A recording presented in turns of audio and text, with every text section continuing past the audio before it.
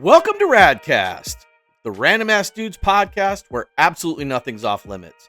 Hosted by two guys with no script, no agenda, and no clue what's coming next. If it's random, it's fair game. Tune in, laugh with us, argue with us, or just wonder, what the hell did I just listen to? New episodes come out weekly, and pure chaos is guaranteed. So we're here with Chris, Duane. Yes, sir. And TJ Graham. Yes, sir. Coaches for Mountainside High School football. Varsity. Yes, sir. Varsity. Well, I appreciate you guys coming on here and, kind of talking about football. And my biggest thing about all this is I always wondered, being new to the community, what it's like to coach a small town school. You know what I mean? Mm-hmm.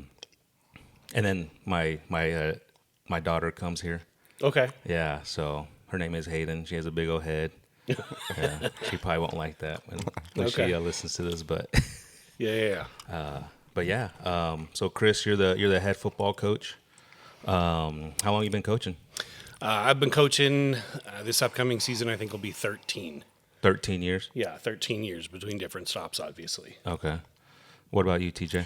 Over 20. Over 20. Over 20 years. Wow. This obviously being my most recent stop. Yeah. Yeah.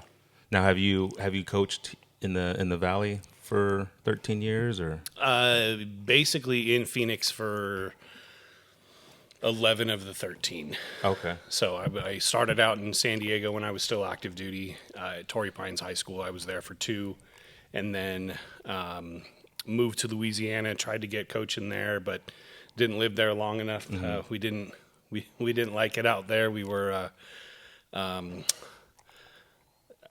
The word I guess I'm looking for is too accepting. Coming, from Los Angeles and different understanding how, different people and different things like that. You talking about like cultural, like, definitely, yeah, race, 100%, skin color and all that. 100%. Yeah. So it wasn't, I'm originally from Los Angeles. My wife is originally from, San Diego and LA, and it just wasn't for us. Yeah. So moved out here and started teaching and been coaching ever since. So that's good. What about you, TJ? I've been, like I said, over 20 years, but in the Phoenix metro area for approximately 17 years. Mm-hmm. I've been to a couple high schools, Copper Canyon, Highland Prep West, Centennial, and now here. Okay. And prior to that, me and my wife had a nonprofit, Arizona Tide, and we had obviously mentored football for boys and cheerleading for girls, mm-hmm. and reached over 2,000 kids during that time. And then I stopped doing that about 5 years ago and just focused on my 2 kids, mm-hmm. and then got back into coaching at the high school level. So okay. So is there like a gap between Centennial and here? Yes. Okay. Small gap. Small gap. But yes, very small. Yeah. Yeah. But I came from Centennial basically right into here. Okay. Yeah. Why? So, Chris, like you said you coached in San Diego. yeah, Right. Louisiana a little bit. I tried to. I didn't actually get a job. Okay. And then what high schools did you coach out here? So when I first moved out here, I coached at South Point High School, which is a charter school in South Phoenix. I was there for 2 years, and then the school leader kind of decided that he wanted to take a break from football. So I took a job at North Canyon. I was a defensive coordinator at North Canyon for basically 2 years. And then from there, I went to Pinnacle, where I was the linebacker coach and assistant defensive coordinator for 3. And then I've been here for 6. Okay. So a little bit of all over the place. Yeah. And, I mean, we talked earlier, and your son mm-hmm. was like, Dad, where's the school at? Yeah. And, my biggest question to you is why here? Like, why Mountainside? Well, the biggest thing was it was always on my bucket list to start a program. Mm-hmm. Ever since I was a little kid playing video games at 12, 13, I would always on NCAA football, take, New Mexico State, the worst team on the game, and try and turn them into something. So it was kind of always a dream of mine to kind of start a program from scratch, instill a culture. And I think we've done a decent job of that so far. Moving forward, adding more coaches, more eyeballs, the culture is continuing to shift. And I think that's important. And yeah, I mean, I think we're, I don't want to put the cart before the horse, but I think, where we sit now, I think things are going really, really well. And, adding TJ and a couple other coaches to staff, has really helped and to propel us hopefully to that next level. Right. So you guys are going on your third season with being in the new high school, right? Yeah, this will be year 3 of being on the new campus. Okay, all right. Because I know when we first moved here, it was like a couple years ago, and we came to the school to watch the games. Mm-hmm. And I think you only had like 2 other coaches. Yeah. It was just you and 2 other coaches, right? Yeah, it was pretty bare. Yeah. I was like, man, how do you like coach? Like for you, how do you manage that? How do you coach? Was it like how many kids do you have on the team? At least 30 or something? Yeah, about 30. Yeah, we ended the season last year with about just under 40. Just under 40? Yeah. Damn. So how do you coach that? You figure it out. You figure it out, yeah. I mean, my biggest thing has been trying to get more coaches out here. Yeah. It's been a little bit of a struggle for a lot of reasons. Obviously, football is a very technical sport. Right. And with only 3 in a limited amount of time, it's really hard to get out there and work on specific techniques and things that you want to get done. So it was just we spent a lot of work on team, just at least making sure that the plays were right and different things like that. But no, it was very hard. Like I was talking to my wife the other day. She asked me, she's like, "Well, so when does lifting start?" I was like, "Well, it already started." She's like, "But you haven't been there." I was like, I have someone that's doing it. Yeah. And that probably helps a lot too, right? Incredibly. Yeah. Incredibly. I have an 11-year-old at home, and I kind of like the kid, so I like to be home with him, Right. and my wife has been amazing, super supportive, and I mean, she's a rock star, and she understands that this is my passion, and working with kids and trying to develop better human beings. Right. And, I've probably the biggest 2 things that I've noticed, which is having more people on staff, is A, I'm not nearly as stressed out. Mm-hmm.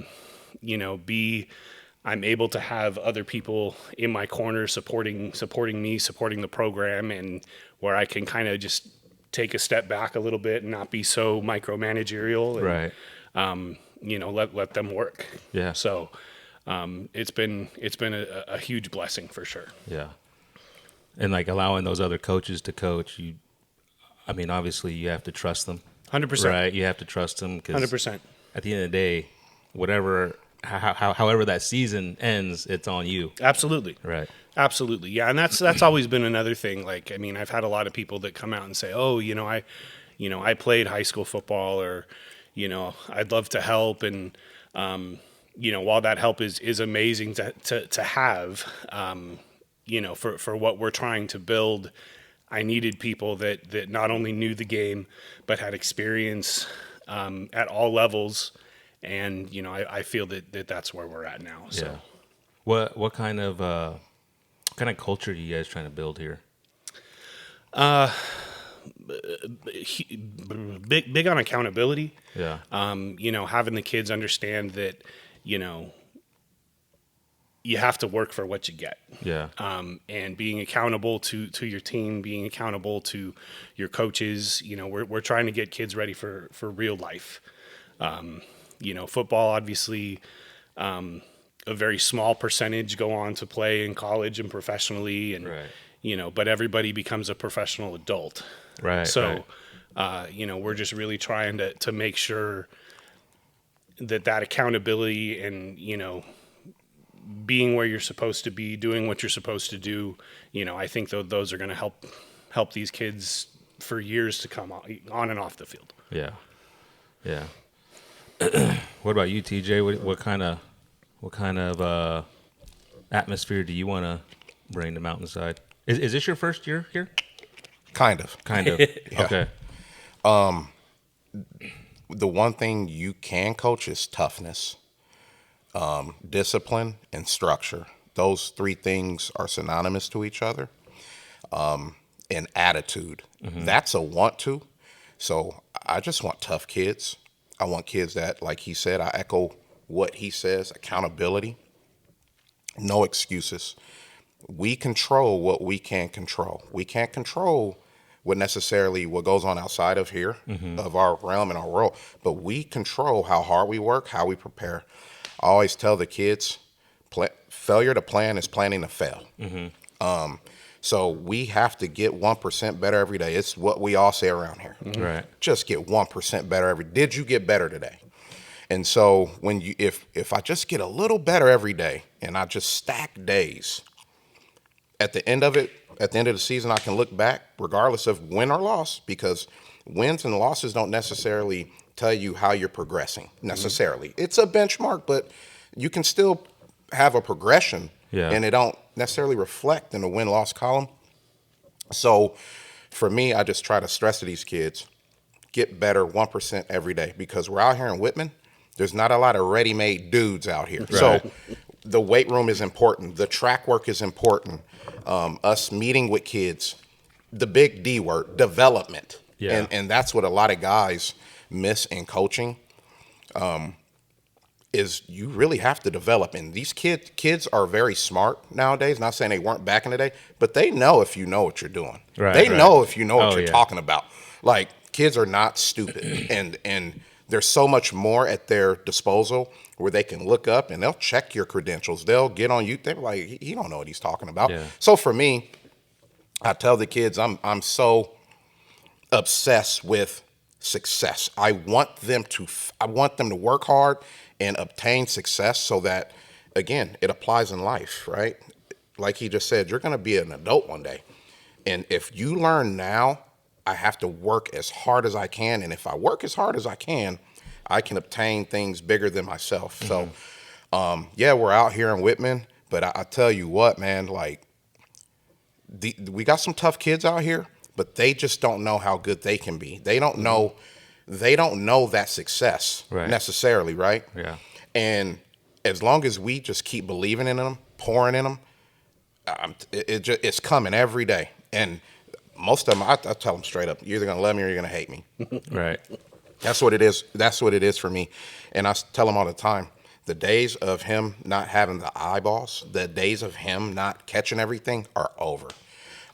There's a lot more of us here. And so from that aspect, I think I bring that edge, that discipline, that structure that a lot of these kids didn't necessarily get because he was pulled in so many different directions. Well, they know me. They know Coach OJ, who does the strength and conditioning. They're going to catch everything, right? And so with that being said, I just toughness, man, because you can win 2 or 3 games a year just off I'm tougher than you. Right. So I would say if it just boiled down to one word, toughness. Yeah. Absolutely. I'm big on that because you can control that. Yeah. Absolutely, man. Yep. Now, does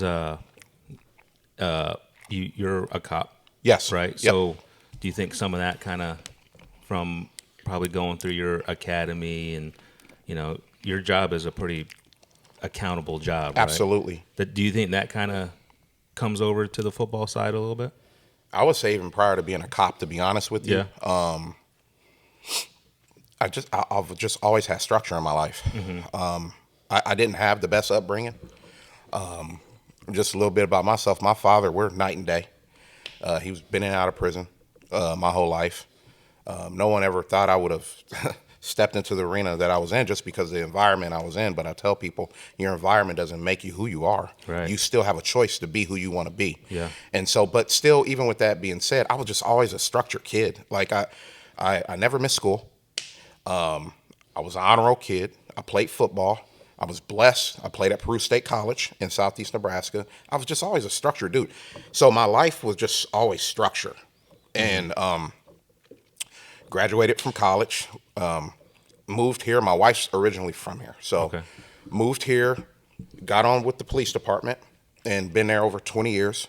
But the no excuses, the structure, the discipline, that's life, man. Like, you look at dudes that have discipline and structure in their life, man, they're probably got it together pretty good, right? Definitely. Oh, yeah. Probably not perfect, but they have it together. And so I would say yes and no. I was structured before I became a police officer, but it enhanced it. Right. So for me, I think I bring that here. I'm a huge, obviously, Nebraska Cornhusker fan. And I remember listening to a podcast with the coaches. And they said something that really resonated with me. This had to be over 10 years ago. They said, Coach Osborne never yelled in practice. He didn't have to. That wasn't his job. And if you had to deal with him, that wasn't good. Because the ones that were doing the yelling and the redirecting are the dudes he hired to do. Like, he shouldn't have to do that. But if it gets to him, that means that you went through a position coach, you went through a coordinator, and now it's to him. That's probably not good, right? And so I come in here with that mindset, and I tell these kids my job is to take as much off of his plate as I can and be responsible and take care of my portion of whatever needs to be done. And I tell them, if I'm working hard, I need you kids to work hard, because at the end of the day, it's on me. If we're not out there scoring points, that's on me. Right. That means I didn't teach as good as I did. I didn't coach as well as I could coach. And that falls at my feet, because if we can't score, we can't win. And so I take big pride on being the best assistant I can be to him. He's been here for 5-6 years, and he's seen this thing from inception to now. So I try to let the kid, I want them to see it with me. I'm like, man, Coach TJ always got that black backpack in here. He's pulling out papers. He's writing stuff down. He's this, he's that. He's meeting with other coaches. I'm always trying to get an edge. Right. That's my job, because I want to take us to the next level. And I just try to show the kids, like, man, if he's working like that, why am I not? Right. You know, I leave right from work and I come here. I'll sit in the parking lot till school's out, and then we'll get the day going. So when that kid comes to me, like we had a kid the other day, Coach, I'm getting up at 3 o'clock in the morning going to work. I said, me too. Yeah. Yeah, me too. And guess what? I haven't been home yet. Yeah. Right? My wife wants to see me. My kids want to see. Yeah. I haven't been. I said, but you know what? That's okay, young man. I'm not dismissing your feelings. I'm not dismissing how you feel, but you're just learning what it is to be a man. Right. And you're going to be a family man one day, and no one wants to hear that you got up at 3 o'clock, because no one's going to throw. Nobody cares. No, that part. Nobody cares. Nobody cares. So I just try to show the kids how it's done by a man with integrity, character, and toughness. Right. And I bring that. I there's no doubt I bring it. And I keep it very honest with these kids. But at the same time, I want them to know I love them. Right. And I care about them. And I'm being hard on them, because the world's going to be hard on you. Yeah. And there's nothing that you can't do, but you just got to roll your sleeves up and work. So all in all, I would say yes, the structure from the police department enhanced it, but I always had it. Mm-hmm. I just always had it. And it trickles down to my kids. But that's all they know. Yeah. Mm-hmm. And they've sustained a lot of continued success, but that's all they've known since they were little kids. So I would like to think that I'm bringing a good dynamic here, as far as enhancing him and helping him and taking a lot off his plate. Every day, I do something every day. I want you to remember, I do something every day, reference football for here. Whether it's calling another coach, going over this, hey, I saw this defense, how do we beat this? Or, hey, I figured this out. I'm doing something every day. Even I asked him, can I take over the special team stuff? Because I've done so much since January. Like, I'm obsessed with it. Mm-hmm. Offensive-wise, and breaking down all of our opponents that are on our schedule. Yeah. I've broken them all down. I know who's returning. I've even snuck in, like, were there any coaching changes? Because I don't want to get caught if a defense changes or anything like that. I was like, hey, man, can I take over the special teams? Like, give me something else to put on my plate. My wife will tell you, I'm in that office every day. And I got screens, I got this, I got that. For me, I'm going to give everything I have to him. And I'm going to give everything I have to these kids. They will not, when we kick off August 21st, they will be ready and they will be prepared. There's nothing that our opponent will do that we won't be able to counter. There's nothing that they'll do that we won't be able to just have success with. And these kids, I asked them the other day, do you believe in me? Just be honest. Do you believe in me? Because we were in here, we were kicking our butts. And I said, no one feels sorry for you. This is where the games are won and lost. And those kids were like, we believe in you because we see how hard you work. And that meant more to me, that I'm showing them and they're seeing it. It's Right. not that he's just hard on me. There's love with it. Yeah. And so all in all, man, structure, discipline, and toughness, man, that's what we're trying to build. And like I said, we don't get a lot of ready-made kids out here, but we can build them and we can develop them here. And I'll be honest, this is the most fun I've had coaching in years. Why is that? And because there's no huge expectations and no one sees us coming. Okay. That's why. And it's just natural here. I'm back to coaching football. I'm not going to have to be here 7 days a week. I'm not going to have to be in 3 Zoom meetings on the weekend. I'm not, like, my last stop, it was busy. Really? Not saying I didn't like it. Right. Because I felt like I got a PhD being at that place because there was so much that I learned. But here's just natural. It's organic. The kids don't know what they don't know. Yeah. I don't have to deal with a kid who has 4 D1 offers and now he thinks he knows everything and he ain't listening because he knows everything. Yeah. We're here. These kids are like, just tell me what you know, coach. I just really want to know what you know. They just want to grind. That's it. They just want to work. 100%. So this is the most fun I've had in a long time. And I know these kids are going to have some good success. And when that light comes on, I can't wait for all of us to be there and see it. Like I keep telling them, dude, the football gods, man, they've been blessing us lately. And I think he's not done blessing us. And not to go into detail, but they don't see us coming, man. They don't. And you just remember I said this in June. Yeah. We're going to shock some people. And I know it because how hard the kids are working every day. Are they coming here working out Monday through Friday? Yep. You guys got a good Friday. show up? Yep. Yeah. I remember my senior year in football. Like we had, dude, our team was so talented, man. Like we had, I think, the 3 fastest kids in Arizona, the whole state. Wow. And but I just felt like we could never get it together as a group. You know what I mean? Like the senior class before us, you know, they went on like a camping trip and like they like did that, and they've done that before, you know. But then like our year came, and as much as I wanted to do that, it just wasn't. I don't know. We just didn't really. Now, don't get me wrong. We all got along, right? Yeah. We all were boys. Like we all hung out. Yeah. In practice, after practice, whatever. But we just never brought it together. You know. And I'm just gonna be straight up with you guys. I rode the bench a lot. Okay.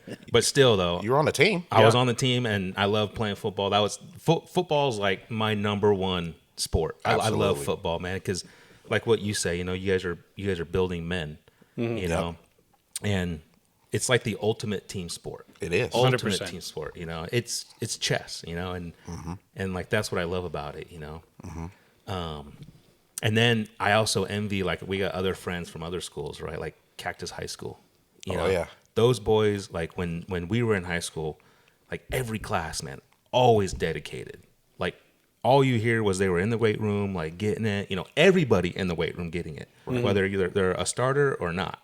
You know, and I wish I could have said that about us. You know, but we just weren't. And I don't know if that was just our year. I don't know if that was like a cultural thing. Like I just don't know. Where'd you go to high school? Peoria.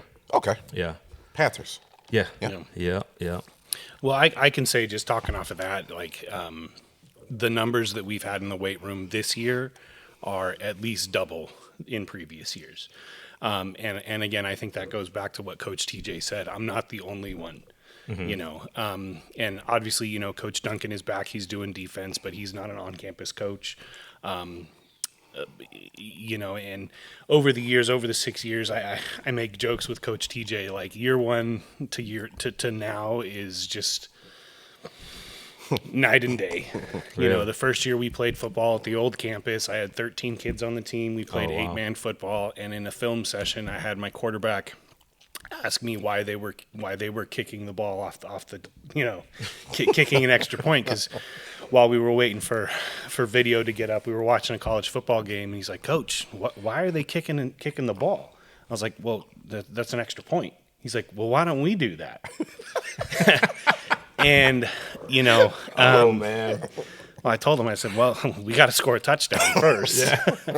But I mean, I think I've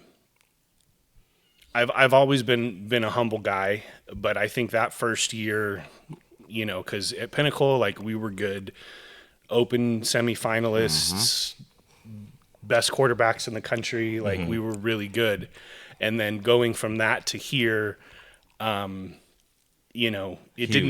didn't temper any of my expectations or anything like that, because I still felt, year 5 we're going to make the playoffs, but it was a definite humbling experience. Like, all right, Yeah. we got to roll the sleeves up here and Got a really lot of work to do. got a lot of work to do. And I mean, year 5 we did make the playoffs. But I think that's just, catapulting us to bigger and better things, and Right. bringing in guys like Coach TJ and OJ on more of a permanent basis, and Coach Brooks, who's going to be handling our DBs and wide receivers. He had played college football before, and then Coach Jeff, who's going to be helping out with the O-line and stuff. And like, I also being a part of multiple different high schools and staffs, there is something for chemistry among the staff, and I think that we as a football staff have gelled, and I think that trickles down to the kids when they end. Oh, absolutely. You just kind of like in any It's business. it's like parents, right? Like, if you see your parents that you guys Right. communicate, there's nothing that 100%. kids can get away with, 100%. And there is. There are some kids who are, just like you said with parents, that are not fully understanding kind of the change and the shift that's going on. But I Yeah. think those numbers are fewer and Very and few. farther in between. Excuse me. But yeah, no, I mean, I think going back to what I said in the beginning, like our weight room numbers are at least double. In OTAs before spring football, our numbers were double, if not triple, than what they've been in previous years. That's good. Yeah, and then spring, we found out some very promising things moving into next season. So, it's. I'm bald to begin with, so it's great to not have to be pulling out more hair. That's for sure. You start with your beard, huh? No, that's staying. That's staying. I can't shave that. The kid told me I can't shave it. So That's cool. Yeah, when my daughter was at Desert Oasis in like 8th grade, and I'd ask her like, "Oh, who's going where?" and all that. And a lot of kids during that time were going to Willow Canyon.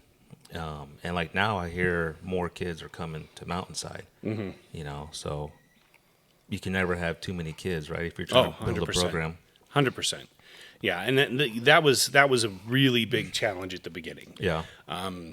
The first couple of years, like, I was coaching flag football at Nottaburg, at Desert Oasis. My old offensive coordinator was doing flag football at Nottaburg, like, just trying to get these kids Right. to come to the high school that they're zoned for. Yeah. Yeah. And yeah, I mean, I think we've gone from maybe 30 to 40% of the kids who were supposed to go here to now almost 80%. Yeah. Like, we had I think 12 freshmen here for workouts, which is, at least 3 times what we had last year. Wow. So for the growth of the program and moving forward, obviously that's huge. Yeah. And it's going to be even more important because we lost, I think, 12 seniors last year. Oh, damn. So, but even with all that, like, the things that we saw during spring and still see, I mean, we've been back in the weight room for a week. We took a week off, obviously, for finals, and, they're out here every day, and our group chat band is blowing up, and the kids are holding each other accountable, and Good. it's just That's it's awesome to see. Yeah.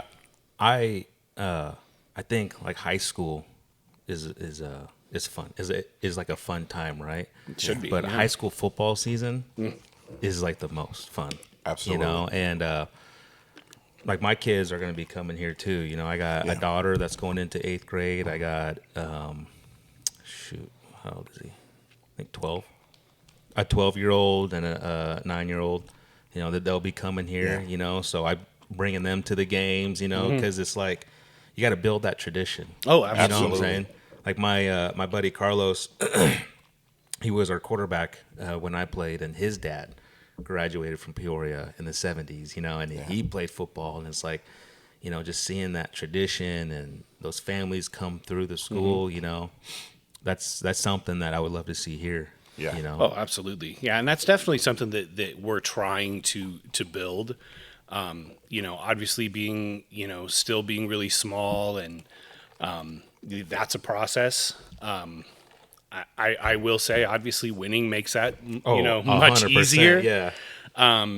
Because I've had to, talking to 8th graders at Desert Oasis, hey, come on out. He's like, oh, well, you guys didn't win last year. It's like, that was last year. Yeah. Like, and being able to,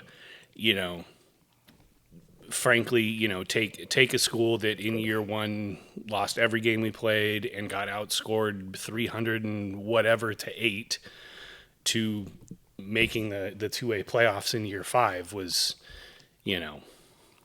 is huge. Yeah. I think, any program to be able to do that in the first 5 years of existence, I think is a big thing. But to do it, out here in a place that high school is brand new, and everybody either went to Willow or Wickenburg, and now it's like, okay, well, this is your home school. Right. Being able to build that tradition and stuff has been pretty fun. Obviously, the teachers and faculty on staff they're also starting to buy in, and we don't have any stands out on the field yet, but it's standing room only on the sidelines. Oh, so. man. That's the most frustrating part, man. Tell me about it. You got to find a spot where you can see the whole field, and there's not many. there's not many. Yeah. I've got one. Yeah. You guys need that one.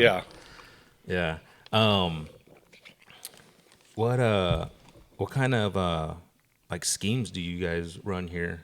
Like, do you guys like kind of vary depending on the athletes you get, or? Yeah, I mean, we in the first 5 years we've kind of run a little bit of everything. Last year we were a super run heavy team.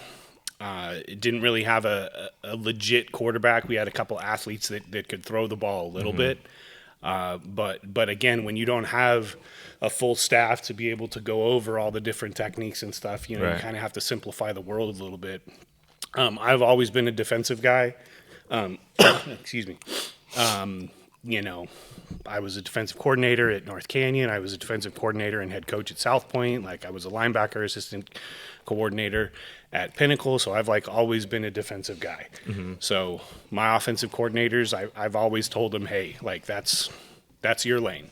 Run what you want until it doesn't work, and then then I'll input my 2 cents or whatever. Right. But I think this year, obviously we're going to be way different than last year. But I'll let Coach TJ talk a little bit about the offense. But defensively, I think we're just going to be multiple. Figure out where we fit. Obviously, we've only really had, like I said, we lost 12 seniors last year. I think 7 2-way starters, which is 2A football. Yeah. Defensively, I mean, I'm an aggressive person by nature. So we're going to be aggressive, but we're going to make sure our athletes are in the right spot, and we're going to hit, pressure the quarterback, and see where the chips fall. So, but offensively, and I hate to give you a generic answer, It's all good, dude. Yeah. but I have to give you a generic answer, and it's for obvious reasons. Right. Anyone who knows my background, they'll probably be able to pick up on what we're going to be and what we're going to do. We're going to be very multiple, and that's not a lie. We're going to be multiple in how we do things. Offensively, right now, I would say I've been very impressed with how the kids have worked. I think up front, up front, we're a lot stronger offensive line wise. We got some big dudes, Yes. so we're going to be able to move people around. And at running back, we got some kids that can really help us there. Run the football, and we're going to be able to throw it on the perimeter too. Yeah. And so I'll say this right now: Logan Watkins, who is our quarterback, he'll be a junior this year. He's going to be one of the better quarterbacks in 2A. There's no doubt about it. This kid has it. I was blessed to coach Mason Penrod. He's a senior over at Cesar Chavez. He has a bunch of like Wyoming's and Colorado State offers and stuff like that. Titus Hill, I had him as a freshman. He's over at Centennial. He has a bunch of Power 4 D1 offers. This kid that we have here, we luck of the draw getting a kid like that here, because there's lack of resources out here. Right. That kid, Logan Watkins, could easily go to a bigger 6-5A school and he would play. Really? And we have him here. Yeah. Not only that, he's the unsung leader of this team. When he talks, they listen. Yeah. When he says we're gonna do this, we're doing it. That's and good. that kid's walking he's walking the hallways here. Yeah. 4.0 kid, just smart kid, man, good kid. So we're gonna be able to do a lot with him. He's already picked up a lot of the offense. And so for me, it's just great because cerebrally, he's probably one of the top 2 kids I've had at that position in all these years. Cerebrally. Yeah. He's very smart. He knows where to go with the football. He knows not to put the ball in harm's way. He knows it's okay to throw it to me out of bounds. If nothing's there, we're not going to just throw it in the middle of the field and turn the ball over. So offensively, we're going to be multiple. You come out here August 21st, you'll see. Do you like run normally like a spread offense or or is it still multiple? We're multiple, man. Multiple. We're multiple. You got to come out and see. We'll be multiple though, and we're gonna attack people. And like I said, you can do that from many different formations. Yeah. You can do it from many different formations and how you want to attack. But just knowing from what we've talked about, we're gonna be tough, and we're gonna protect the football, and we're gonna lean on that other team, and we're gonna make sure the defense is rested. Yeah. If that makes sense. We're not gonna have the defense out there majority of the game. We're gonna work the clock. Right. And you work the clock by being, I'm tougher than you up front, and I got dudes back here that are not afraid to run downhill, and we're gonna grind them into we're gonna grind the game. And that's just my last stop taught me, like, protect the football team. Right. And that's how you do it. You run the ball and you play good defense. And I'm gonna run the ball behind these dudes that are in here lifting a lot of weight now. Yeah. and we're just going to get after people, and we're going to do it in different ways. We're going to do it from the shotgun. We're going to do it underneath. We're going to do it with 2 tight ends. We're going to do it with 4 receivers. So when I say we're going to be multiple, we're going to be multiple. It's not a lie. But yeah, we're just going to attack people. And we do have a lot of athletes here. We got some athletes here, and there's a couple kids that didn't play last year that played other sports that are playing this year, and they like this sport more than the other sport they're playing now. Yeah, so 100%. There's one kid that comes to mind. He's going to make some noise. His numbers in the weight room, he's just a good kid. He's fast, and he played a different sport. So imagine if he would have had that kid last year, right? So, but as far as offense goes, we're going to be very multiple. It's going to be fun, and you're going to be like, man, okay, now I remember when he was, why he was so not evasive, but you'll see. Yeah. I have a question for you, TJ. Yep. So, and this is just me being armchair quarterback right now. You watch football, okay? Mm-hmm. And you see your team, and their offense isn't moving. Mm-hmm. And, normally fans would scream like, what are they doing? Why don't they change it up? Yep. Do coaches, like offensive coordinators and stuff, are you guys actually changing stuff up, or do you guys just try to stay with what your game plan is the whole game? You have to be able, I'll say this, you have to be able to counter, because the dude on the other side of the ball, he's studied you too, right? Yeah. And sometimes they may have caught you in something, or they may have adjusted to something you didn't prepare for. And so you got to tip your hat to him too, right? Right. Point serve, right? So I have to be able to notice that. I have to be able to see it. And if they're doing something that I don't know, or the kids aren't understanding, that's my job at the end of the day to counter it. Yeah. So absolutely. I'm not going to keep doing the same thing if it's not working, right? I got to be able to counter it, and I have to have an answer for it.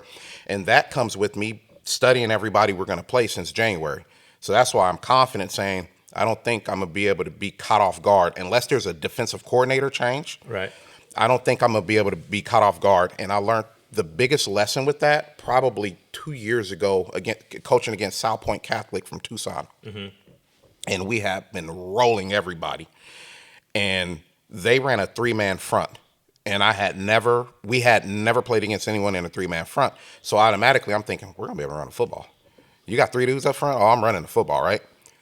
What that coach did is he countered me. And I hugged the dude at the end of the game. We won, but it was a dogfight, 15-2. We had the way better athletes. We won 15-2. And the 2 came off a safety, long snap through the back of the end zone. But we were on the ropes. Like, it was a dogfight. We were in the third quarter. It was 0-0. It was 2-0 still, and they were up. Yeah. And what he did is he took his best offensive and defensive linemen, and they hadn't done this for 4 games, and he put them at nose guard. Our center was not the weakest link, but he was the smallest dude on the line. Yeah. And so that big-ass kid was destroying our center, which disrupted the timing of our plays. Yeah, yeah. And so the guys upstairs were like, hey, dude, Titus is getting killed, which was our center. Good center. So what I did is I said, I'm not taking him out. We're going to just double this kid. So I just started doubling with the center. I was like, you got to help Titus. Both guards, you got wherever. If we're going to run right, you got to help. If we're going to run left, you got to help. Once we doubled him, creases open, boom. We broke an 80-yard touchdown. Everyone's calmed down. We're up 7-2. Defense gets interception, runs the ball back to the 5-yard line. We punch it in, go for 2. We're up 15-2. Yeah. So you have to be able to counter, but that comes with preparation. Had I not prepared, I would have panicked. Right. And the head coach, he would have saw it. The kids would have saw it. Right. So I never panicked. I'm just like, okay, cool, whatever. And I kept telling the defensive coordinator, hey, man, trust me, just give me some time. I'm going to get there. He's like, nope, no big deal. We got you. So, yes, you have to be able to counter, because if you're stubborn and you're like, no, I'm going to keep doing this, we would have lost that game 2-0. So you have to be able to counter, but that comes with preparation. That comes with, okay, I know what they're trying to do. I just didn't expect them to put that big-ass kid. Yeah. And you got to give that D coordinator and head coach credit, because they saw it. They were like, it's chess, right? Absolutely. Yeah. I took so much from that game. It was a humbling experience, because we should have boat raced that team. Yeah. But I'll give South Point credit. They may not have the most talented kids, but they play hard. That's what you're going to get from them. And I had never ran into a coach that said, I got you, and I'm going to counter you. And that was humbling. Yeah. That was extremely humbling. And from that point moving forward, obviously we were like, hopefully never see that again. And next week, the team we played that next week, which was Saguaro, came out in a 3-man front. It's a copycat. Yeah, and then 100%. they put a big kid there. We know what to do here. Yeah, they did it for 2 plays, and they were like, all right, it ain't working. You're not South Point Catholic, and you don't have that kid that they had. Right. So it comes down to preparation, and absolutely I have to be able to counter, and I have to have answers, and I can't, punch a circle into a square peg hole. Like, I better have answers, and he's gonna be looking, hey dude, what are we doing? Like, I better have an answer, right? The kids are like, hey coach, this ain't working. Like, dude, parents are yelling, like you said. I better have answers, but it's my job to be the calmness in the chaos. Right. And my confidence comes because I prepare, and I know I can beat this dude on the other side. And I'm just confident because how I prepare. Yeah. Is this your first year being offensive coordinator? No. Okay. And you've worked at big schools, right? Yes, absolutely. When you were a offensive coordinator at those big schools, were you up in the box? Yes. Okay, so now you're not in the box. I did How is- both. Oh, okay. All right. Because I was gonna ask, like, how is that? Like, is it harder? Do I have a preference? Yeah. Yes. Where would you rather be? Me personally, I want to be down on the field. On the field. Okay. That's me. All right. And I have a spotter upstairs. Okay. But now you don't have a spotter. I don't. Okay. Well, we might. Oh, okay. Get a lift out Maybe. there. Yeah. In the works. We're trying. Yeah, that's good. You guys are trying to get bleachers out there, or at least like a platform or something. Yeah, we're gonna get something out there, whether it be a scissor lift or I'm trying to talk to a couple different companies, try and build some kind of scaffold or something, just to be able to get a little bit higher of an idea. I mean, we do have sideline replay, which is really when it works, which is like 90% of the time. Probably more operator error than anything, but that obviously helps, but it's not as real time as somebody up there saying, hey, they just came out in 12 personnel or they came out in this, instead of waiting for after the play and, oh God, why didn't I catch that? Right. So we're trying.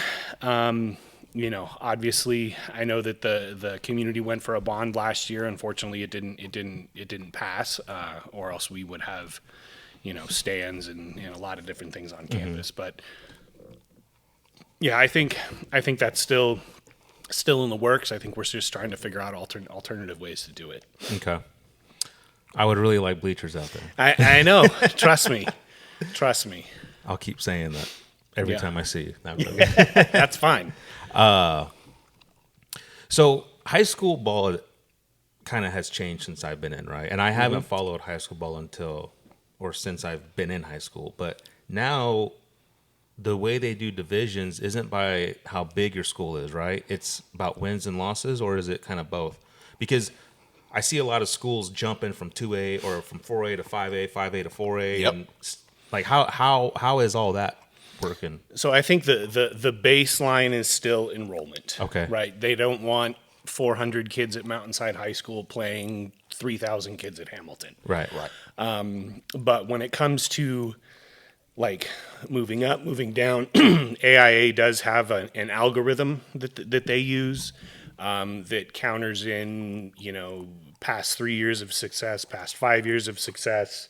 And then it's kind of, they do their best to keep somewhat of an even playing field.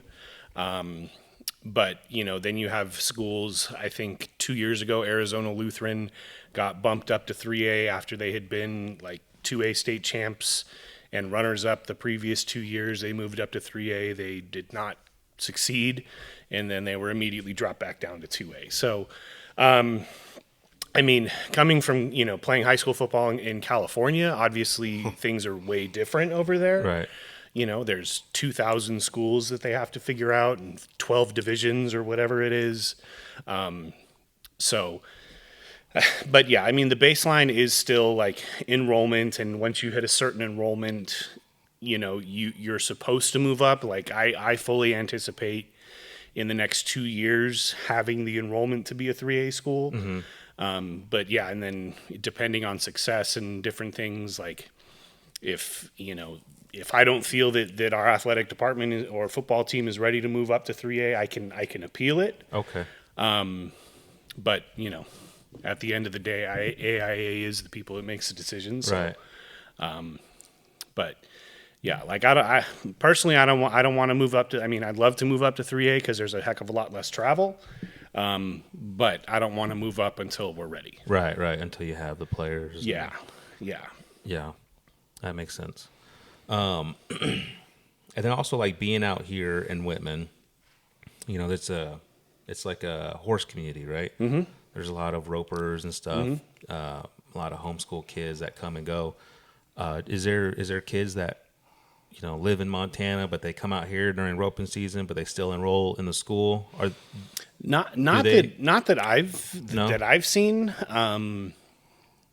No, to answer the question. Okay. Yeah.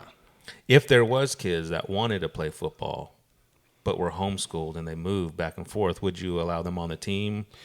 Would it be kind of hard? So I have had a homeschool kid on the team before, and again that depends on where they live. And this kid lived in the community, and dad I think had MS or something like that. So it just made more sense for them logistically just to stay at home and homeschool the kid. But I think he lived 2 blocks away. So he was homeschooled, but he was technically our kid. So he did some things homeschooled. Obviously, still had to make sure he was eligible with grades and different things like that. And then there was a partnership kind of between the high school and the program that he was using. So, there still are rules out there. You know, I can't be, homeschooled out in California, but play football out here. Right. So, but yeah, I mean, just because a parent, chooses that homeschooling is what's best for their kid doesn't mean that they should miss out on the other important pieces of high school. Yeah. I mean, Tim Tebow was homeschooled too, right? I think for a little bit, yeah. Yeah. And then he got that wake-up call when he got to Florida. Yeah, right. Yeah. Shout out Netflix. Man, I know. Dude, that was a crazy documentary, man. Midnight Madness or whatever it was. Man, like watching, you watch them. All you see is the games, right? Yeah. You don't know what's going on behind the scenes, and then Aaron Hernandez going into the league, and it's like, dude, what? I don't know. Yeah. That stuff is crazy, man. Very, very, very crazy. And then also too with the culture of high school football, there's NIL deals and stuff like that, right? Does that? And I know we're at a smaller school here, and there's probably not a whole lot of that, but from what you guys see in the high school realm of high school football, do you see a difference? Yes. Is there a big difference there? At my last stop, I dealt with this. Really? Oh, yes. Luckily, I've been here for 6 years, so I haven't had to deal with that. I've dealt with it. I've seen it, dealt with, and the AI set a kid for 2 games because of it. I mean, you can't name names, but what was the whole situation of all that? So California allows it. Okay. They go by a different set of rules out in California. Without mentioning his name, a T-shirt company out in California and him got together or whatever. They reached out and they wanted to put his face on a T-shirt. Parents wear that stuff. Right. And without going into grave detail, AI found that to be a violation. And the kid had to sit. He was a starter. Mm-hmm. He had to sit for 2 games. So you're starting to see it here.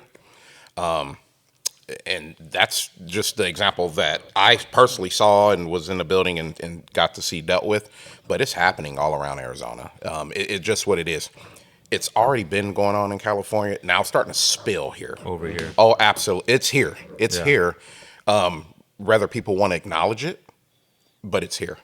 Okay. So, and it's not going to be long before it's here. Yeah. Right. It's been here for a few years. Mm-hmm. It's just a matter of time before it makes its way here. Yeah. Mm-hmm. And another thing that you guys, I don't want to say struggle, but is another obstacle for you, I'd imagine, is funding, right? Smaller school, less money. Coming from a bigger school, I'm sure there's a lot more money, bigger booster club and all that, How do you guys navigate that? I mean, essentially, you got to ball on a budget, right? I've been in a good situation so far. I've tried to be very frugal in the things that that we purchase. We're not wearing Nike uniforms. More generic brands. Really. Excuse me, really looking at needs other than wants, obviously seeing it from the other side and at Pinnacle High School where their booster club was incredible to hear where I think the biggest obstacle, I guess, is just getting more parental support and parental what's the word I'm looking Buy-in. for? Buy-in. Which again over the last 6 years it's grown. Right. But understanding that football is an expensive sport. Right. And to compete at a high level, to not just field a team, but to legitimately compete, it takes a community. Yeah. It takes a community, and obviously being in a small community, we've been able to reach out to some businesses and get some help here and there. I think, unfortunately, there's never enough. Regardless of where you go. I mean, even if you're at, pinnacle, I mean, you're always going to need more. You're always going to want more. So I think over the last 6 years, our booster club has done a good job with the restraints that they've had.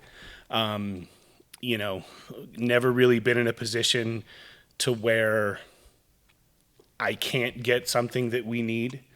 But, I would love to have a 5-man sled, to be able to work, a lot of different things. I mean, there's a lot of things that I would love to have, and, obviously trying to drum up that support and gain more sponsors and, get some kind of snack shack out there and all of those things to not only make it more fun and more efficient for the kids Monday through Thursday, but also make Friday nights more exciting for the fans. Right. Excuse me, I got a frog in my throat. I'm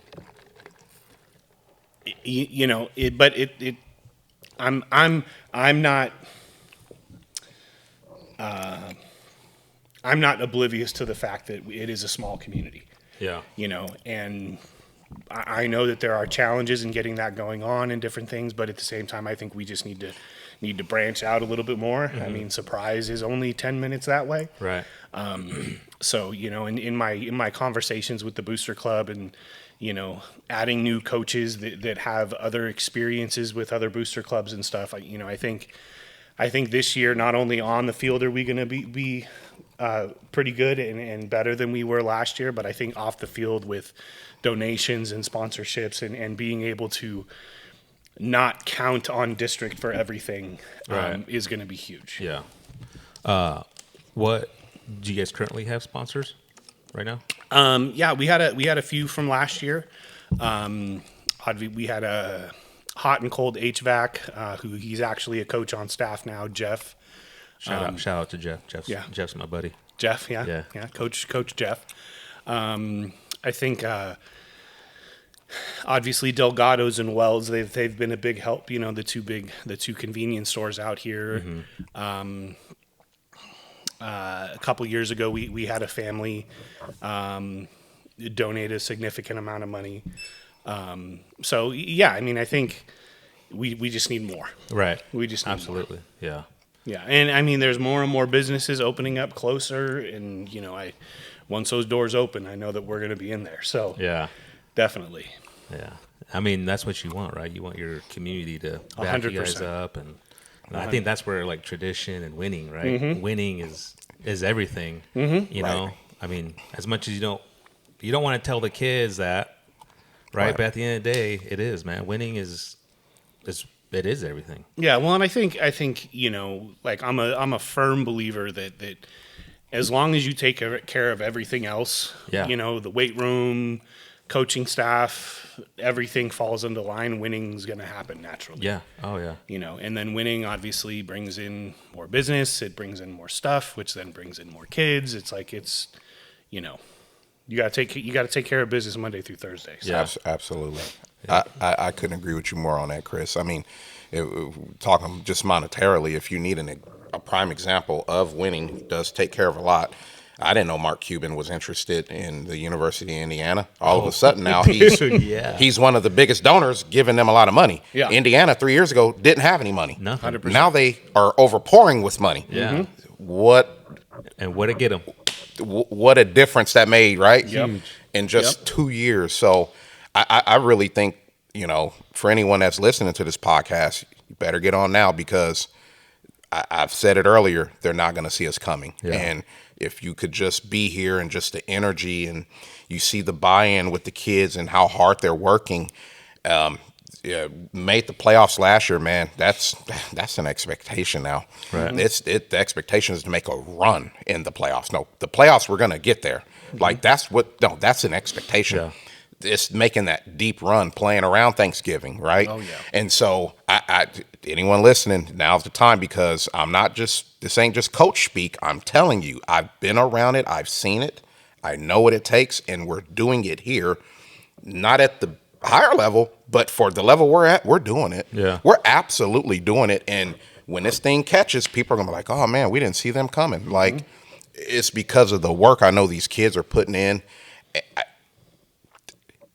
Now's the time. Buy stock now. Yeah. So what is it about football for you guys that draws you to want to coach? Well, That probably should have been like the first question. I mean, I think we kind of mentioned it earlier. I mean, I think, there's a lot of good sports out there, right? My son loves baseball, and like, I think you can kind of see it, like, if you have a really, really good pitcher, you can be competitive. Basketball, there were several years where it was all about the big three. If you had three $30 million dudes, you were gonna be successful. In my opinion, football is about 11 people playing as one. I think that there's so many lessons that football can teach you about getting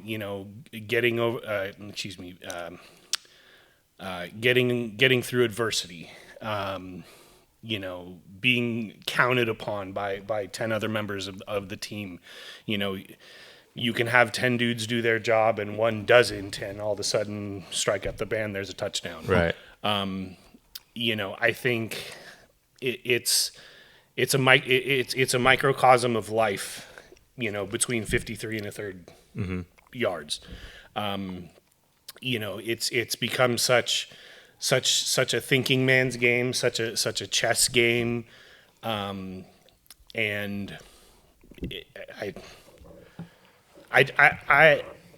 the bottom line for me is it's the best teacher of life that's out there. You can go to school and you cannot participate in anything, and by the time you're done with high school, it's like, okay, well, what do I do now? Yeah. Whether you're a 4-year starter or you've never seen the field on a Friday night, you still gain those lessons learned through, through the struggle, through, working towards goals, and accomplishing those goals. We talked a little bit about, 1% better every day. Yeah. Like, as a father and as a husband, like, are there times that I've failed? Absolutely. But if I continue to work, 1% better, to work on getting 1% better every day, whether it be on the field or at home with my wife and, being a dad, like those are all lessons that I think that football, dad or mom, since we do have a girl on the team, those are all lessons that you get coming off the gridiron. Yeah. So that's, it's always one of the big interview questions. What's your why? I guess, Yeah. That's my why. I love the game and I love what it does for young people. And, if I didn't, I'd be coaching in college. Right. So, Yeah. Yeah. Absolutely. For me, it gave me life and it gave me an opportunity. I'm not going to sit here and say my dad was a total, complete failure. But when he was released from prison, I was 5 or 6 years old, and he introduced me to football, and it just took from there. And I had a coach, Ray Pierce, playing freshman football, Pee Wee, I would call it.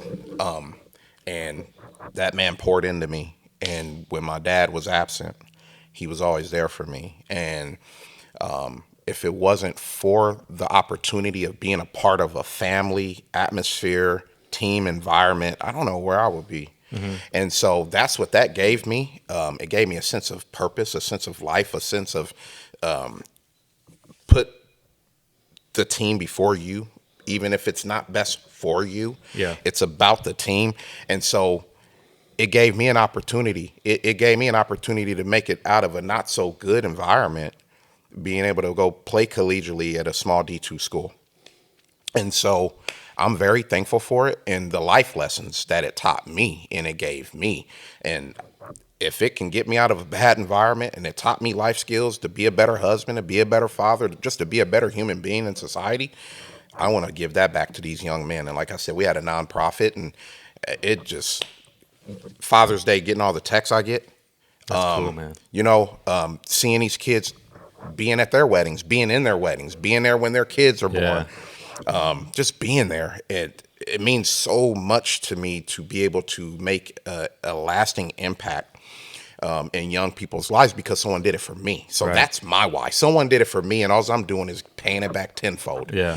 And football is the ultimate team game. We've all said that, and it's the best teacher in life, being a part of a team, because when you're in a professional environment, usually it's a team environment, and that football teaches you that. Yeah. Like, I may not like you, but we got to be professional, take care of each other for the common goal of the team and being good. So there's so many lessons within it, and for me, I'm just giving back what someone gave me. Yeah. So I said before, I didn't play a whole lot, right? But I always felt like I should have been on the field way more than what I was. So I just want to ask because hopefully your athletes will be listening to this, right? So maybe you could give them some knowledge or whatever. But for somebody that feels like they should play more, right? Obviously, you got to work a little harder, And my uncle would always tell me, "Go talk to the coach. Go talk to the coach. Go ask him what is it that you need to do, right?" But as a kid, I always felt I was like, that he ain't gonna listen to me or whatever, How would what advice would you give to an athlete that's in that situation? I would. It's a multi-answer. So when we were all coming up, different generation, you did what you were told, right? And that's just what it was, right? Bottom line, work harder. We're dealing with a different generation, I've learned now, where they're a lot more microwave. I like to use the analogy. They want to cook a pot roast in a microwave and they want it now. Instant gratification. Right. Where back in the day, you put that pot roast in the oven and you let it do its thing for a couple hours, right? Kids want instant gratification. But they live in an instant gratification world where back in the day, I rush home, I want to catch the episode of Scooby-Doo. I want to catch this episode, where now they can go on a tablet and YouTube and episode 6. Yeah. It's instant gratification. So now you have to be able to blend the two, our generation and how we were taught, with this generation of instant gratification. And you have to really be well read and be able to really communicate to these kids, hey, the ultimate goal to get to where you want to get, it doesn't happen overnight. It's development, and it's going to take time. Here's some benchmarks that you can physically see where I need you to be. He just put out a week or so ago, hey, this is going to be the varsity, this is going to be the JV, right? What these kids don't understand, that we really put thought into, okay, who's ready to play on Friday night and who's not quite there, so we need a little bit more development, right? Because there's nothing wrong with development. Like, a lot of people frown on that. There's nothing wrong with development and you being able to still just work on your craft and get better. And so I think the big thing that you have to do is be honest. And you better be authentic, because kids will see through it. 100%. And you got to be brutal with them. Hey, you want to know, I'm going to tell you. This is where you're at right now. Okay, we don't feel you're ready to play on varsity yet because you're not strong enough. Well, coach, all right, well, let's look at your attendance in the weight room. Oh, you've missed a lot of days. So how about, as a benchmark, we, over the summer, make sure we're in the weight room consistently, and we're going to have Coach OJ jotting down your gains, and then we'll revisit it in fall camp and see how strong you got, and not only how strong you got, but how you've developed over the summer with your technique. And if you can marry those two together, what I'm telling you to do, because I'm being brutally honest with you, you may have an opportunity, you may have a shot. Just because you're on JV now don't mean you're going to be on JV in the fall. Right. Okay, but this is where we see you now. Right. This is where we see you now. Doesn't mean this is the end of the road. This means that you got to work, because he put that, work harder. If you don't like where you're at, work harder. It sounds simple, right? Yeah. But it's hard for some people to do. There's a lot of people with ability, and there's a lot of people that are capable. There's not a lot of people that are willing. Right. Right. So I just believe in being authentic and honest with them. They know when if you're gonna ask Coach CJ, he's going to be honest. So put your feelings to the side, because I'm gonna tell you where you're at. I had a couple kids come ask me, so why ain't I on varsity? Well, you want to know the truth? Yeah. This is where you're at right now. This is where you're at. Don't look at where someone else is at, because that's them. We're all individuals. Just like when we're doing conditioning, I'll tell the kid, look, I'm going to mention a kid because I love him. Bryce, one of the funniest. Love that kid. Funniest kids, right? Met him at Future Freshman Night here, and he's here. He's not going to be a ninth grader, right? Yep. Met him and his mom. The one thing Bryce won't do is quit when we're doing conditioning. He may hate it. He may give you a look where you're like, that kid, that's a look like he wants to kill me right now. Funniest kid, right? And I'll tell, Bryce's 100% is not the same 100% as Logan Watkins, the starting quarterback here. Yeah. Okay? I'm not expecting Bryce to give Logan's 100%, because he doesn't, they're two separate people. But I need Bryce's 100%. Yeah. And I need Logan's 100%, because if I'm getting each individual kid's 100%, we're all getting better. And so you better be authentic, because kids will see through it, and you better be honest. Don't sugarcoat it. Son, this is where you're at. Yeah. This is right now where you're at, but let's keep progressing over the summer, getting 1% better every day. You showing up to that weight room, no excuses. You're in here getting stronger, putting in the work. So then when we come out in fall camp and us as coaches meet, we're like, damn. Yeah. That kid made a jump over the summer. You want to be that kid. You don't want to be the kid that, man, Coach Chris, man, he got favorites, man. Oh, man. He ain't put me, man. He just don't like me, man. He didn't put me on varsity because he don't like me. All right, you're feeling sorry for yourself. Yeah. How about stop feeling sorry for yourself and you get better? Right. To where Coach Chris don't have a choice. How about you stop feeling sorry for yourself, where if Coach Chris ain't seeing it, well, dang. I see. Hey, Chris, I don't know, man. You may not see it, but I've been seeing it. Yeah. Make it to where it undoubtedly everyone knows you've improved. We control that. Yeah. But whiners, they sit in the corner and complain. Yeah. Winners, they're in here getting it, dude. Like I'm on JV right now, but I'm gonna get better. I'm gonna get bigger. I'm gonna get stronger, and I'm playing on Friday night. And we've had a couple kids. If you'd have saw them pre-spring, you'd have been like, "That's a JV kid." But they worked their butt off, and now we're going into a tournament next week. And there's one that comes to mind right now, man. He's like, man, I'm here. Yeah, I'm playing. That's so good. I champion those kids, man, that roll their sleeves up and don't blame the coach. It ain't the coach's fault. Yeah. Don't point the finger, point the thumb. Right. We always want to point. No, it's here, right? Mm-hmm. Just like when we lose, we want to blame everybody else. No, look yourself in the mirror. Yeah. Look yourself in the mirror. Because when we win, look at me. I'm on the gram. I'm on TikTok. I'm telling everybody about it. No. You need to have that same energy when you have failure, because we learn from failure. We learn more from failure than success. And so I find it being around these kids and showing them the way and being honest with them and loving up on them. And so when you got to have those tough conversations, they know it's not personal. Right. They know, hey, man, this is just where you're at right now, son. And I believe in you, and I believe you're going to get better over the summer. So you're not a JV kid anymore, and you're up on varsity. Mm-hmm. And there's some kids that they're going to embrace it. And there's some that are just, as we know, man, they just don't like me. No, it's not that. We need you to get better. Right. So I just believe in authenticity when it comes to the tough conversations.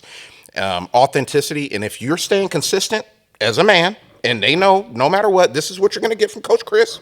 This is what you're going to get from Coach TJ. When you have those tough conversations, they're not tough conversations because they know you're not lying to them. They're real. Mm-hmm. Yep. Yeah, absolutely. And you know, one of the things that I'll tell the kids when that conversation comes up is, give me a reason not to play you. Right. I want you to come out there and work your tail off. That, you know, when it comes time to, you know, setting up varsity or setting up different packages, we got to find a place to put this kid. You know, and I think another one is too, and football again is one of those sports that there's a lot of different roles. You know, maybe your role is kickoff. Right. And you own your role. Right. Because the quickest way on the field at any level, frankly, is on special teams. Yes. You know, if you show us that you're willing to run down 40, 50 yards at full speed and run into a wall, we're going to find a spot for you. Yeah. You know, but going back to what Coach TJ said in the beginning, instant gratification. I mean, I think that's become a societal issue. Yes. Right. You know, I mean, you look at, I've been a college football fan forever, right? I was born in Los Angeles. I'm a huge USC Trojan fan. You know, I remember the days of like watching Clay Matthews when he walked on to USC, and then after 4, that's you don't have that today. You know, you have a 5-star quarterback that commits and gets a $5 million signing bonus to go to a school, and then he doesn't get the playing time he thinks. Well, I'm going somewhere else. Yeah. You know, so I think, like Coach TJ said, like just being honest with the kids. You know, and I think that again goes back to the culture that we're creating. Like we don't want kids that are going to sit in the corner and sulk and wait around for their time. Like you want it, go get it. Because when you leave high school, right, whether it's trade school, college, or you job or the military, like you need to take that with you. Yeah, you need to take absolutely. that mindset of, no, that's my job. I'm going to go get that job. Yep. Not, well, I'll never get it. Yeah. Like, you know. And I could say, like, for myself, you know, like being in that situation, I did learn a lot from myself, right? Mm-hmm. And I probably there are times I probably should have worked a little harder, or maybe hit a little harder, or just had more, like, be in the game a little bit more mentally. You know what I mean? Mm-hmm. So. And I do think, not to cut you off, I mean, there is also something to be said for. There are times where there's just somebody better than you. Oh, 100%. Yes. You know, like you can work your tail off and you can do everything right. But if you play guard and you're 160 pounds and the guy above you is 260 pounds and does the same things that you do. Yeah. You know. Do you allow the kids to pick their position, or do you guys tell them where to play? We guide them. Yeah. That's actually probably the best answer. Yeah. to a point. So one of the things that, especially for like incoming freshmen and stuff and kids who have never played, we'll have workouts before spring ever starts, and we'll go out there and like a county fair type thing where everybody goes out and run routes, everybody throws the ball, everybody does certain things, and as coaches, you kind of realize, okay, well, that kid can that kid can catch, that kid can throw, this kid's fast, this kid's slow, he's strong, he's not moving anywhere, and then you kind of guide him that way. Had a kid who wanted to play tight end, like, Coach, I really want to play tight end. He told me at the end of last year, Coach, I really want to play tight end. I was like, all right, then this is what you have to do. Mm-hmm. Right? We got to get your 40 down. We got to get your hands better. We got to do all these different things. Now, hopefully he doesn't listen to this. I knew that he wasn't a tight end. Yeah. But it took him coming into this season and then running a 40, doing certain things, and then realizing I'm not a tight end. Yeah. So. But you're allowing him to make that decision. Yeah, right? Absolutely. I mean, the mind is an incredibly powerful thing. Yeah. And if that's something that you really want to go out and really go get, I mean, it's never impossible. Yeah. But then there are times where, genetics and other things take Oh, into effect. 100%, And it's yeah. like, okay, well, do you want to see the field? Because this is your best Right. spot to see the field. Yeah. Like, love the kid. But he's not a tight end. Yeah. Hey, great kid. Amazing. And he's going to be a factor this year. 100%. And he's going to play. Yeah. Just not at tight end. Right. So when I came in January, he was singing. I said, "Hey, coach, I want to play tight end." And I could look at his body. I'm like, not in this offense. And then I got to see him catch. I'm like, not here, man. Yeah. Last year, sure. Yeah. Yeah. What they ran here offensively last year? Yeah, possibly. But the kids embraced it. Great. Can't speak more highly of a kid. Yeah. He has great attitude, great work ethic. He's just a damn good kid. Yeah. Yep. And now he's embraced the role that we have him in now. Kid's great. That's good. Kid's great. He just wasn't a tight end. And I'll say it on here. Yeah. Because he knows I love him. Yeah. Yeah. We play a game on Friday. He's starting. So, Yeah, absolutely. Yeah. That's good. That's good. What is your guys' schedule looking like? You guys just got done with spring ball, right? And how long did that go for? 3 weeks. About 12 3 practices. weeks. Yeah. Okay. Now, spring ball, you guys do just helmets and pads, or Spring ball is no pads. no pads? No Yeah, pass. State of Arizona, there are no pads until July 27th. And then you got helmets for a couple days, the whole heat acclimatization process. Okay. Helmets for a couple days, shoulder pads for a couple days, and then full pads for a day, and then you can finally get into legit hitting. Okay. So I right. wish it was like Georgia or Texas, because there's a lot of kids that have never played the game. Right. And it's hard. Now, obviously, there's a lot of non-contact drills that you can do with, to start understanding how to tackle. But, July 27th is the first day in helmets. You probably don't have pads until early August.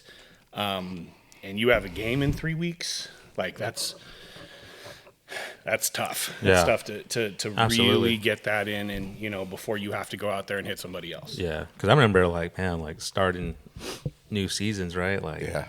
you got to get in that shape of hitting. Yeah. Yes. It's go That time. first week, man, whew, I don't know if I could do it now. But, Your world shrinks when you put that helmet on. oh, yeah. So- oh, yeah. It's completely different. Completely different. Now, spring ball's done. Do you guys have plans over the summer? You guys doing 7-on-7 stuff? Yeah, so we're going to basically strength and conditioning every day, Monday through Friday. We started last week, and we'll go until basically right before July 4th. We have a 7-on-7 tournament at Arizona Christian University this Wednesday, 7-on-7 in Big Man. And then we're holding a tournament 3 Saturdays in a row here at Mountainside High School. First time okay. ever. So that should be interesting. How When is that? that's going to be The 6th, 13th, and 20th. 20th. Of June? June. Okay. And we'll probably go, I think, 8 a.m. to like 12. I'm still looking for a couple more teams, so hopefully we can get the 8 that we want. But right now I think I'm sitting at 4 or 5. But yeah, we'll have 7-on-7. We'll have big man, Now, can any school come? For the most part, I mean, there is a fee to participate. Right. But I mean, at this point, I've opened it up to You said you got 5 schools already? 4 or 5. Yeah, 4, okay. I think 4 confirmed, 5 maybe. Okay. I'm going to, good buddy of mine, he's a head coach at Kellis. Yeah. Okay. For sure. Yeah, I'm going to reach out to him. Maybe he could come. And I want to do a podcast with him as well. Okay. Yeah, I've already talked to him and stuff because, I don't know, high school football, man. Yeah, You know what I mean? absolutely. I Great. love it.